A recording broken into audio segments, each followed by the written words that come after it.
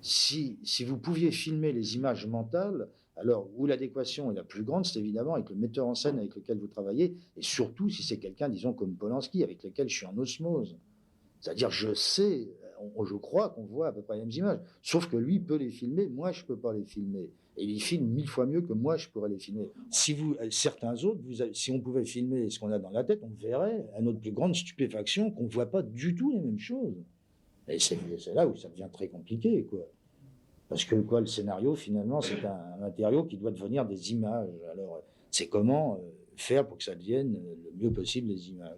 Elle n'écrit jamais sur du papier. C'est des périodes d'incubation, de discussion, de recherche, de définition de certaines choses. Puis il part, j'écris. Si on est ensemble, donc il fait du ski, je sais pas quoi, il va skier, il revient le soir, une semaine après, ou 3 jours, ou un mois, puis voilà. Et puis moi j'écris.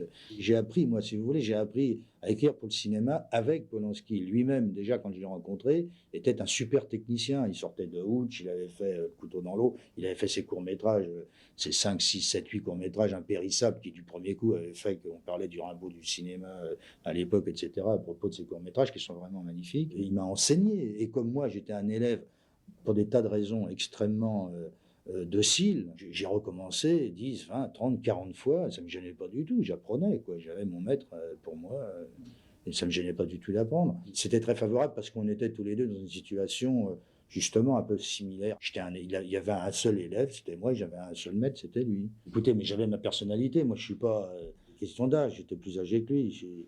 Donc j'avais déjà vécu pas mal de trucs. Quand je l'ai rencontré, je suis né en 27, je devais avoir une trentaine d'années. On a déjà des orientations. Non, mais moi, ce qui m'intéresse, c'est dans mes relations avec un metteur en scène, c'est évidemment mes idées aussi, bien sûr. Je ne suis pas acteur, je ne vais pas me mettre à arriver par la fenêtre pour montrer comment. J'ai pas besoin de ça. Quand on écrit un roman, on ne joue pas les scènes. Je veux dire, subconsciemment, les gens écrivant leur scénario veulent que tout se passe bien, alors qu'il faut que tout se passe mal, en quelque je puis dire. C'est la même chose pour le dialogue. Il faut que dans le dialogue, il ne faut pas que ça se passe bien. Pour arriver à raconter l'histoire en 1 heure et demie, 1 heure 45, et on veut raconter son histoire sans se créer trop de difficultés subconsciemment. Or, il faut s'en créer sans cesse des difficultés, se surprendre par des difficultés.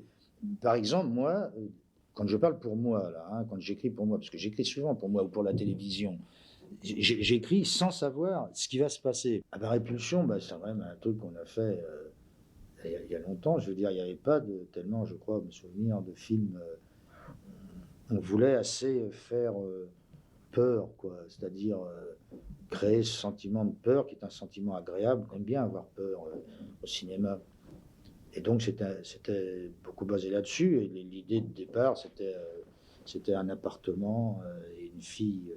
Donc, petit à petit, donc, je ne sais pas si vous vous souvenez, mais on sort de l'œil de la fille au départ. La fin du film, on rentre dans l'œil de la fille, qui est toujours sur la photo, mais on s'aperçoit, on peut penser que si un psychiatre avait vu cette photo, la manière dont elle est organisée, la manière dont elle regarde son père, d'ailleurs, on pourrait penser qu'il eût pu voir un signe de schizophrénie.